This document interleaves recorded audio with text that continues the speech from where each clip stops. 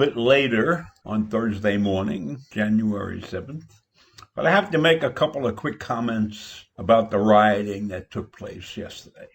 The first thing I want to say is that out of their holes, finally, we have Republicans that came out and spoke against the president. What were they waiting for? What were these people waiting for? This man has been inept and incompetent for 4 years, yet the Republicans, the majority of the Republicans, were stumm. They said nothing, absolutely nothing. So now, after Biden is declared the president, and the current president says he's not going to concede, but he will agree to an orderly transition. And he doesn't say that. He doesn't stand up in front of the nation like a man and say, I'm sorry, I did all these stupid things. He has an aide tweet the message.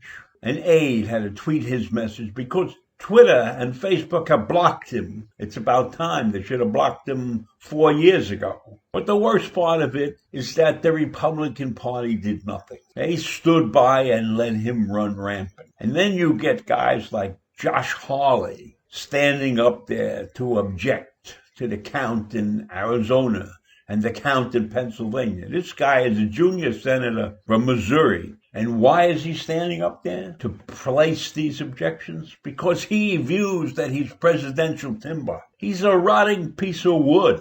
Nobody should think about voting for this guy. He's an opportunist. And he believes if he ties himself to Trump's shirt tails, Trump's people will drag him into office in 2024. They should drag him out and tar and feather him. And Maliotakis, the one from Staten Island, who probably wasn't even sworn in, well, she backed down. She was smart enough to back down and say, I'm not going to object. Well, that was intelligent of her.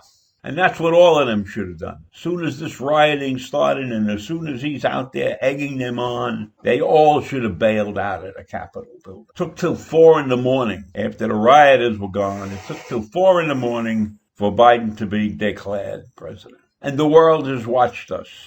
And our democracy is now stained. And members of the White House staff are resigning like crazy. And the ones that elect to stay behind or just want to make sure that the ship doesn't totally sink. And many said they stayed on because they were afraid of what the president would do and they tried to keep him under control. And I'm going to stop talking on this subject right now because I have a real subject to talk about for tomorrow. But I'm telling you, it took 4 years for people to wake up. And that's a sad thing to say. So that's all for now. Bye.